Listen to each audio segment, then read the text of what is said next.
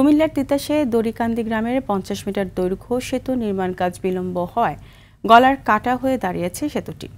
বারবার আবেদনের পরও কর্তৃপক্ষের নজরে না আসায় গ্রামটির মানুষ কুমিল্লা জেলা প্রশাসক বরাবর স্মারকলিপি ও মানববন্ধন করে। মানববন্ধনে অংশগ্রহণকারীরা জানান, নিত্য চলাচলে নানাবিধ সমস্যা ও ব্যবসা বাণিজ্যে চরম লোকসানের কবলে পড়েছেন দড়িকান্দি সহ এই গ্রাম দিয়ে চলাচল করা আরও 2টি গ্রামের 20,000-এরও বেশি মানুষ। অতি দ্রুত সেতুটি দৃশ্যমান দেখতে চান তারা। মানববন্ধনকারীরা আরও জানান, নির্ধারিত সময়ে নির্মাণ কাজ শেষ না হওয়ার বাদ পড়েছে আগের ঠিকাদার প্রতিষ্ঠান। নতুন ঠিকাদার প্রতিষ্ঠান কবে নাগাদ কাজ পাবে তা নিয়ে দুশ্চিন্তায় গ্রামের মানুষ।